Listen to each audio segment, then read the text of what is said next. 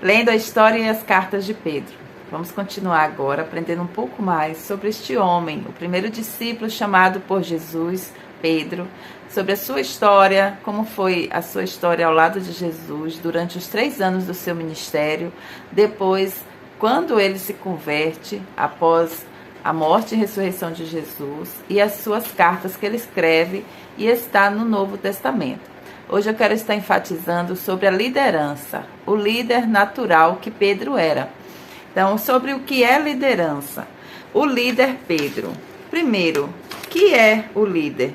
Não é o líder uma pessoa, um organismo sem corpo, dotado de características singulares e que se completam em si próprias, sem outras interações. Então, todo líder, ele tem um grupo, ele tem uma característica, ele tem uma parte que ele se completa.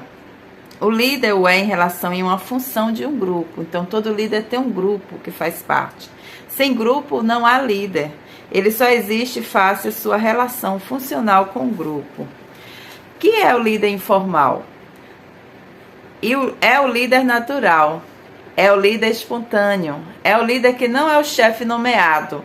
É o líder que poderia ser denominado de autêntico, real e verdadeiro. É o líder que emerge naturalmente do grupo, sem qualquer formalismo. E assim foi essa característica na vida de Pedro, quando ele foi chamado para ser o discípulo de Jesus. Jesus não colocou nenhum deles como líder, mas espontaneamente Pedro se sobressaía como líder. O líder Pedro. Pedro foi um líder. A liderança de Pedro junto ao grupo de discípulos e apóstolos a que pertencia é facilmente identificável nas páginas do Novo Testamento e de forma explícita e clara nas páginas dos Evangelhos. Pedro aparece nos Evangelhos sempre e sempre com citação destacada, tanto em seus aspectos positivos quanto em seus aspectos negativos. Mas todos esses aspectos o identificam como líder. Líder vencendo, líder perdendo, mas sempre líder representando o grupo de discípulos que assim também vence e perde, porque é representado pelo líder. Pedro liderando. Há nos evangelhos, em eventos vários, registros onde se poderá observar a maneira pela qual Pedro caracteriza sua liderança junto ao grupo de discípulos ou de apóstolos. Nesses eventos, Pedro ora se destaca respondendo perguntas, ora se destaca formulando perguntas, ora se destaca porque buscado entre o grupo, ora se destaca porque toma certas iniciativas, ora se destaca porque assume posições. Em todos esses eventos, assim, o fenômeno da liderança emerge na pessoa de Pedro como líder, e sua ação o caracteriza liderando. Para quem iremos nós? Esta deve ser considerada uma declaração histórica de Pedro. Ocorreu na sinagoga de Cafarnaum, por ocasião do discurso de Jesus sobre o pão da vida. Diante do duro discurso, muitos foram os discípulos na ocasião que voltaram suas costas ao mestre. É o que nos informa o Evangelho de João 6,66. Por causa disso, muitos dos seus discípulos voltaram para trás e não andavam mais com ele. Era a desistência face às novas realidades que o cristianismo impunha através de suas doutrinas, através de sua nova maneira de projetar o homem no seu relacionamento com Deus e com a própria sociedade. Era a mudança, fenômeno que emergia na pregação cristã. Os discípulos assim iniciavam a desistência. Voltou-se então Jesus para os 12 apóstolos e friamente os encarou com a terrível pergunta: quereis vós também retirar-vos? O evangelista João não deixa dúvida que o questionamento foi ao grupo dos 12. Antecede a pergunta a explicação do escritor. Perguntou então Jesus aos 12. O questionamento era coletivo, ao grupo dos 12 apóstolos. Mais uma vez a voz do líder trombeteia. Quebra-se o incômodo silêncio. Fiquemos a sós com o texto de João 6, 68 e 69. Respondeu-lhe Simão Pedro: Senhor, para quem iremos nós?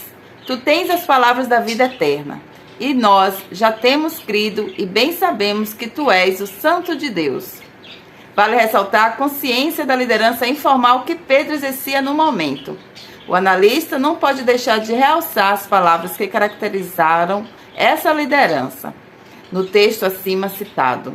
Coloquemos em letras maiúsculas as palavras que definem Pedro como porta-voz do grupo dos 12.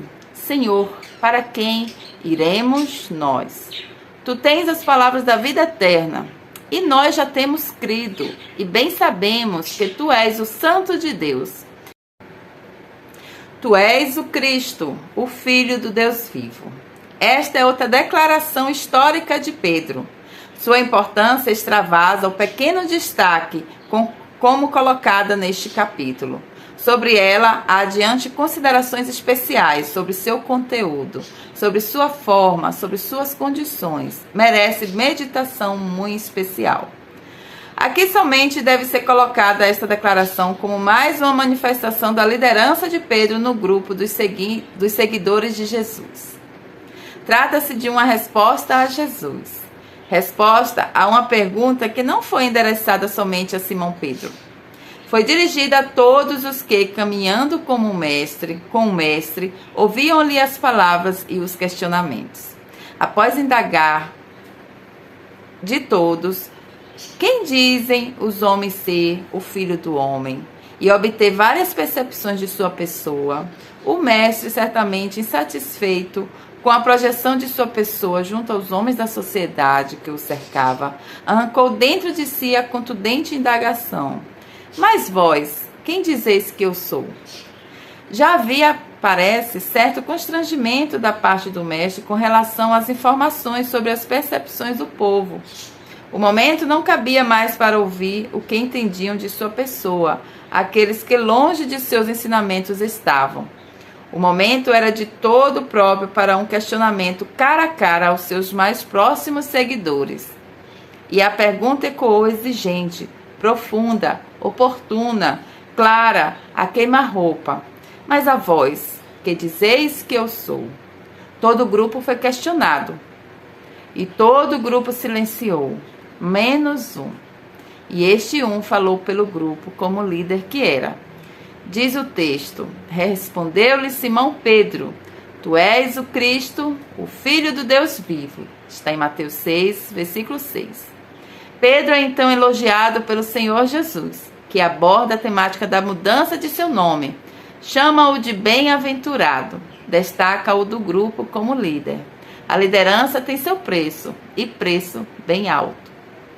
Se o líder destacado, elogiado nas vitórias e nos bons posicionamentos do grupo que representa, é também traumatizado e repreendido nos momentos de derrota do mesmo grupo. Como líder, absorve elogios. E como líder, absorve repreensões. Mas é sempre líder.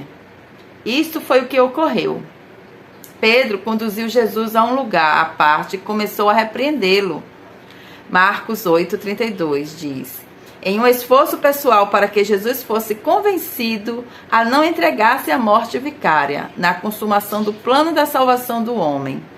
É límpida a expressão do texto ao caracterizar a liderança de Pedro também na derrota. Mas ele, Jesus, olhando para os seus discípulos, repreendeu a Pedro. Está em Marcos 8,33. Para o analista, não há dúvida que a repreensão foi ao grupo, olhando para os seus discípulos. Mas quem havia respondido, quem havia representado o grupo, tinha sido Pedro. A Pedro coube como líder o elogio que pertencia ao grupo. Bem-aventurado és tu, Simão Barjonas. Está em Mateus 6,17. A Pedro coube como líder a repreensão que pertencia ao grupo. Repreendeu a Pedro. Está em Marcos 8,33. Mais uma vez caracterizou-se a liderança informal de Pedro. E desta vez, de maneira completa, no elogio e na repreensão. Assim se comporta o líder, absorve impactos alegres e tristes do grupo que representa. Aqui nós conhecemos um pouco mais da característica do discípulo do apóstolo Pedro, hoje como o líder informal. Que Deus possa estar nos abençoando e até o próximo vídeo.